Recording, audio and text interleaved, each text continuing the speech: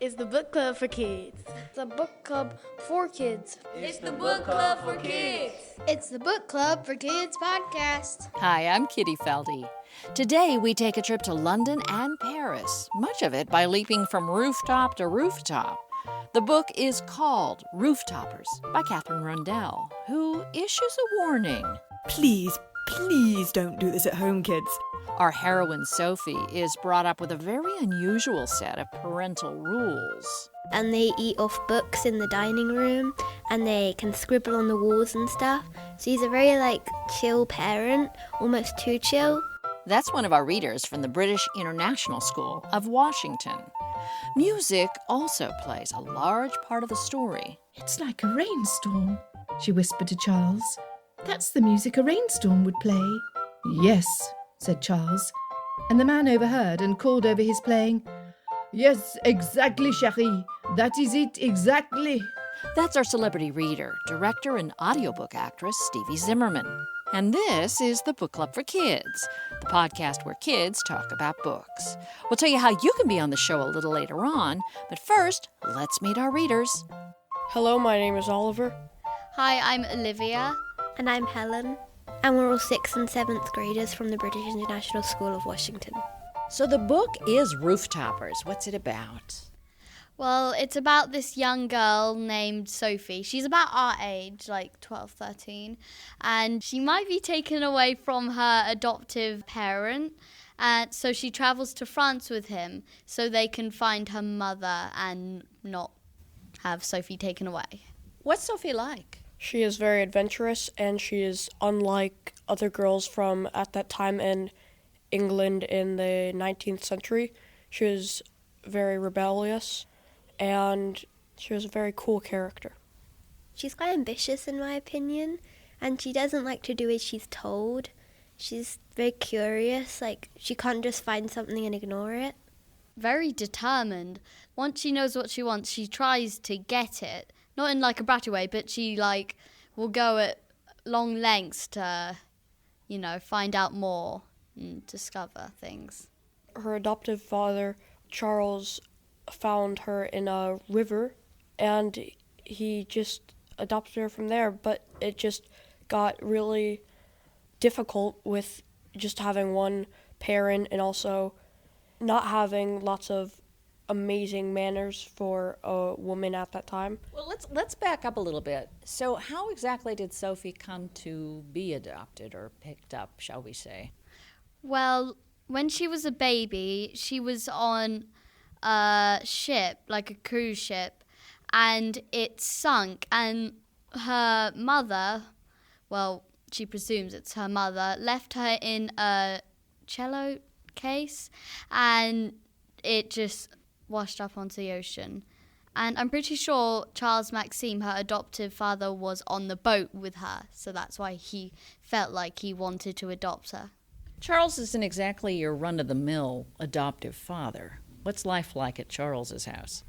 Well, they do a lot of things differently, so instead of having the normal woman things like wearing a skirt and specific types of shirts, they wear men clothes, and they eat off books in the dining room, and they can scribble on the walls and stuff. So he's a very chill parent, almost too chill. Well, I have to ask, did it make you nervous? Did life for Sophie sound okay with you, or is there anything that even you guys felt was a bridge too far, shall we say?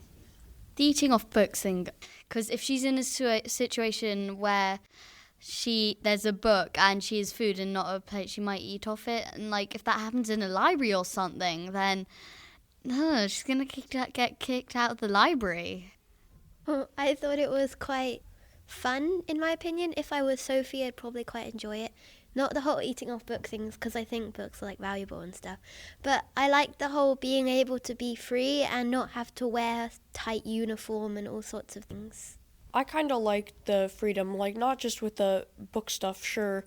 My parents might get mad at me if I did that, and I probably wouldn't do it myself, but I feel like how later in the book, when she's a rooftopper, like the name suggests, when she's traveling around France on the rooftops, it just was very adventurous and very cool and engaging. Well, let's hear a bit from the book where Sophie is trying to track down details about her missing mother. Musical details. Our celebrity reader is stage director and audiobook actress Stevie Zimmerman. There was a cough. The old owner had come round from behind the desk and was standing at his assistant's elbow. He held a cello bow like a horsewhip. "Try a little harder, please, Monsieur Lille." Monsieur Lille flushed. "I meant she was peculiar in musical terms. She played funeral marches in double time. She played Fauré's Requiem without the necessary dignity." "She did?" said Sophie. "She did." The owner smiled.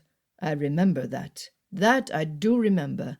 She said she knew nothing but the funeral marches from living near a church." "A church?" asked Sophie. "Did she say which?" "No, but she said people should be able to dance to music, so she learned the church tunes and played them double time."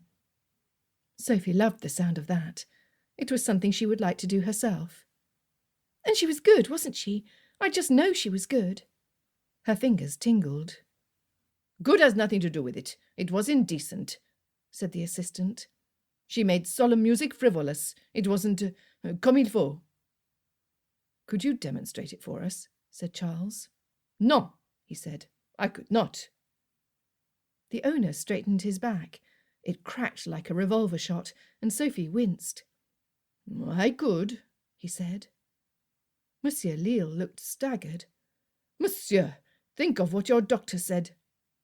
"As a favour to the little girl." He pulled a cello from its case. "Listen." The music started slowly. Sophie shivered. She had never liked the Requiem. The old man bit his tongue and quickened his pace. The music sped up, to a march, and then to a run, until it sounded rollicking and sad at once. Sophie wanted to clap in time, but the rhythm was hard to capture. It was music that kicked and spun. "It's like a rainstorm," she whispered to Charles.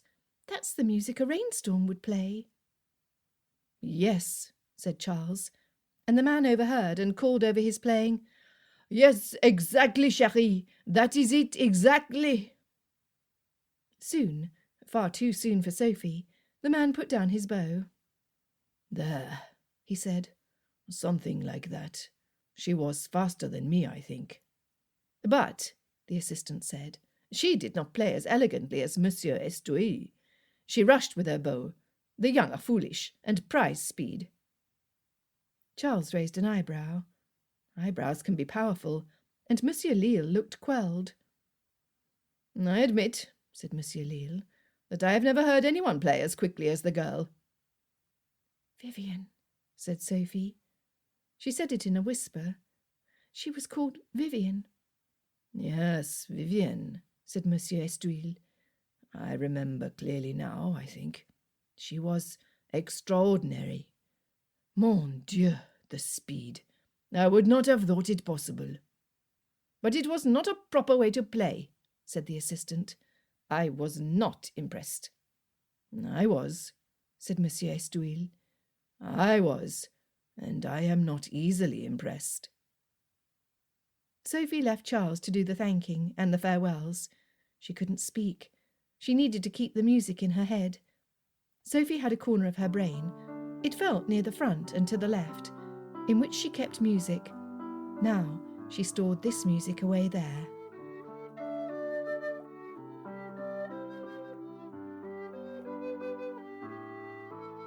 So she goes to France in search of Mom, and encounters, as you say, Oliver, this subculture of people who live on a roof, I guess is the best way to describe that. Talk a bit about that side of the book. Well, they're mostly orphans and younger children who run away from orphanages, and they hide from the police because at that time, I'm not sure if this is real or not. I looked it up to see if it was true, but I found nothing. Apparently, it was illegal to be homeless in France. It got to a point where, they'd run away and they didn't want to get caught, they didn't want to get in jail, so they just live on top of the rooftops in France. Was that at all appealing to you? I'm scared of heights personally, so and the whole jumping across wide gaps in the sky, kind of, it sounded very wild, but you have to be the right kind of person to live that life, in my opinion, so... And you're not that kind of person. Definitely not. Oliver? Maybe if I was a little bit more agile, I would like to do what they're doing, parkour or escaping. I feel like the writing style was different.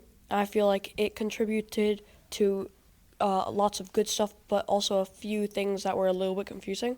Like, sometimes it just would either put lots of detail or not enough, but I still thought it was a good book and adventurous when it needed to be, and when it didn't need to be, then it was fine.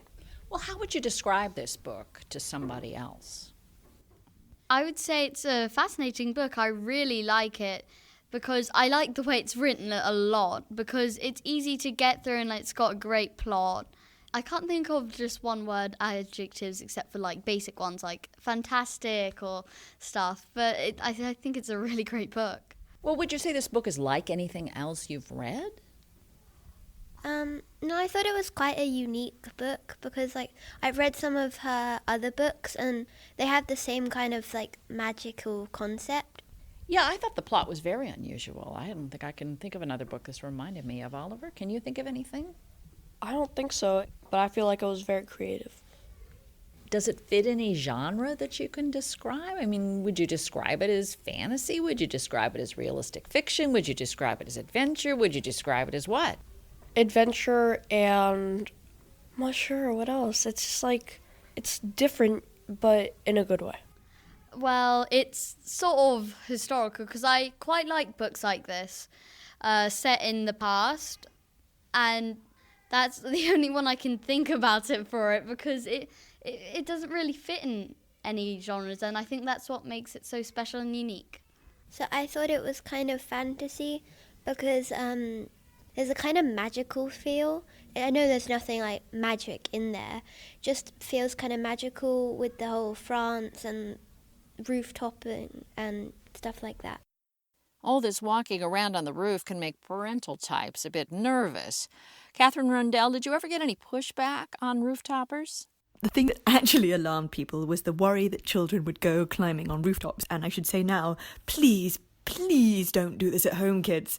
I've had one mother who said that her son got a hairline fracture in his arm and had to wear a cast because he read Rooftoppers and went climbing on the roof of a shed. But she was actually very proud of him because he was being adventurous and he was being daring. And of course, it was very frustrating to have to end up in A&E. But there was also, I think, she thought, that's a boy who wants to see the world from up high. And so I think that when I get criticism, it's very much levelled at the suggestion that I might be encouraging kids to walk a tightrope between two of the highest buildings in Paris, which I would say again, please don't do. It only works in the world of fiction. You're also a prolific playwright. Is there a difference when you're writing novels for middle schoolers? So writing for theatre and writing novels for children are in some ways very similar in that you try to capture a character, something that's very ephemeral, and you try to pin it down for your audience. You try to render it far more corporeal. But of course the main difference is that in theatre people are literally corporeal, people are literally bodily present. I only do a quarter of the work when I write a play. And all the rest of it is done by the director and the actors and the stage designers and the lighting and the music. They help conjure the world. With a book, the only thing that will conjure the world will be my writing and your imagination. And your imagination will do a lot of the work, but I still need to make sure that I make the people seem real. Whereas on the stage, they're real already. So I found it fascinatingly different. And in some ways, of course, there's also the fact that sometimes you write a line and you imagine it being said a very specific way and the actor does it very differently. And that can either be brilliant because they do it so much better than you could imagine, or you want to stand up and shout, no, it's not supposed to be like that. But I think that's just part of writing for the stage or for the screen. I think you have to reckon once you've finished it, it's no longer yours. What scene stuck with you the most? Probably the end, like the fight scene, and also even though this wasn't a big part when they were going to France, how she had to be pretty secretive in the train station. Well, this is no spoilers, but I loved the end scene because you didn't exactly get all the information. Like, it left on a semi-cliffhanger. It didn't give too much detail, and it gave enough for the reader to be satisfied and still have, like, imagine exactly what's happened next. Like, everyone who reads it probably has a different imagination of what exactly happens next. Well, what makes a good ending for a book? Exactly. I think a good ending is with the cliffhanger again, because then it makes you all intrigued and stuff, which I kind of like in a book. If there's not a sequel to the book, does that disappoint you then, that if there's a cliffhanger at the end? No, I'm always sad if there's not a sequel of a book I like. But then some books I think are better without sequels because the cliffhanger just gives it that edge that I kind of like. Personally, if there's a cliffhanger, at least like a big one, I really feel like there should be a sequel. Well, what makes a good ending for you, Oliver? Really depends on the kind of book. Like if it's a book like Rooftoppers, maybe I think the ending was appropriate, but if it was like a book like Wonder, I would definitely rather have just a stop instead of a cliffhanger. Okay, so I'm going to be real provincial. As an American, this book seemed very British to me in that it was quirky and, as you said, sort of a magical quality. Not necessarily a book about magic, though. That's actually something I wanted to talk about. Like, it was like set in Britain, but I noticed some of the words. Like, it used words like trash and pants instead of trousers and stuff like so. Yes, because we wouldn't know what a lift was or a bonnet or a boot or any of the other Britishisms that we only know from British dramas usually. You don't call boots boots? No, you would call the back of your car a boot, your trunk of your car. Oh, yes, boots. What do you call, wellies? Is that what you call boots? Wellington boots. Those are like when it's a wet day and there's all puddles and stuff, you wear Wellington boots. More than a few times, my parents have gotten very confused whenever I use a British term because all my friends are British. All right, hard question. What is your very favorite book?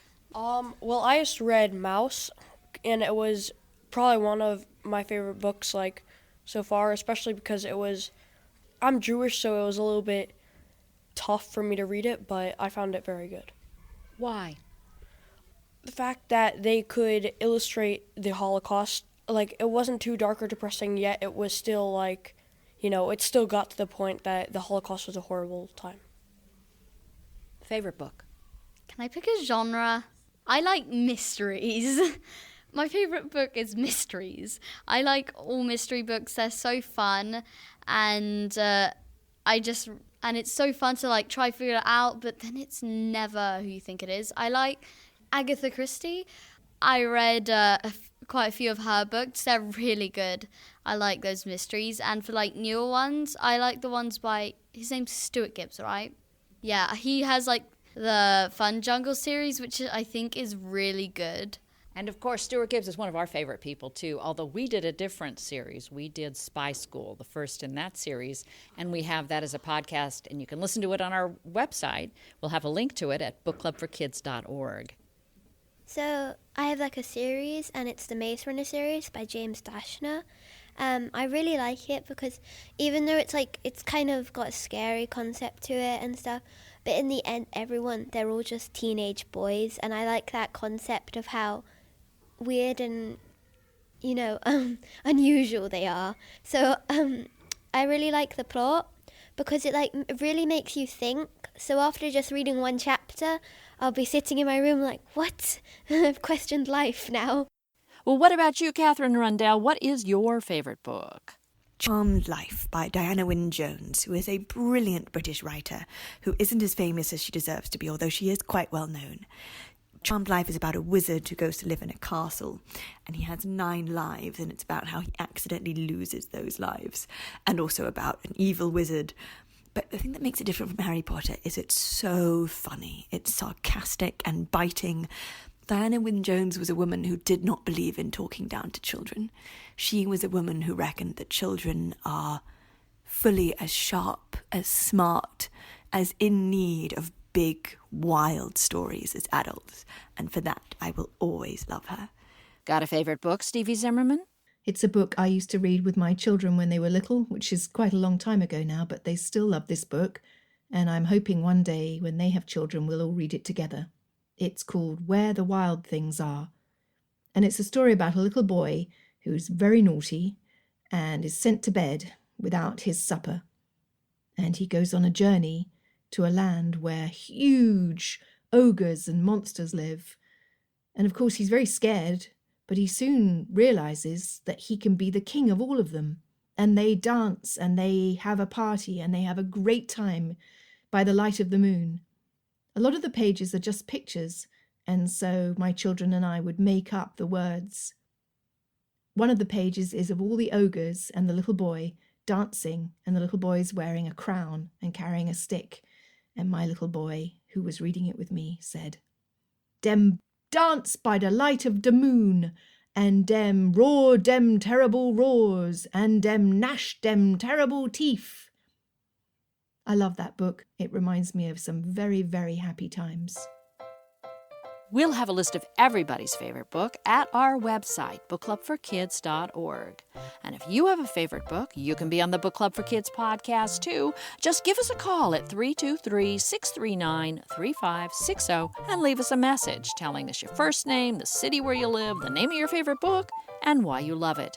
That number again is 323-639-3560. And if you live or go to school in Southern California, you can be on the Book Club for Kids too, and we will come out with a microphone to your school or library and talk to you about a particular book. Just have your teacher, parent, or librarian send us an email to kitty@bookclubforkids.org. Again, that's kitty@bookclubforkids.org. Thanks this week to producer Ilse Setziel. Jonathan Jensen composed our theme with additional music from Charles Nillman.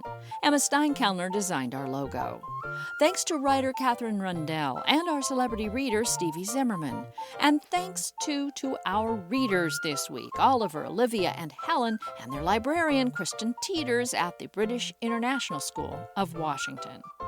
We have a free newsletter for teachers, parents, and librarians full of free tips about how to turn kids into lifelong readers. You can sign up at our website, bookclubforkids.org. And if you haven't yet sampled our new podcast, The Fina Mendoza Mysteries, do give it a listen and let us know what you think. There's a new detective in town. My name is Fina Mendoza. I moved to Washington, D.C. with my older sister Gabby because Papa works in the U.S. Capitol. He's a congressman. Me, I solve mysteries. Subscribe now to the Fina Mendoza Mysteries podcast on Apple Podcasts, Spotify, Radio Public, or wherever you listen to podcasts. We'll be back again next week with a brand new bonus episode. I'm Kitty Felde. Thanks again for listening.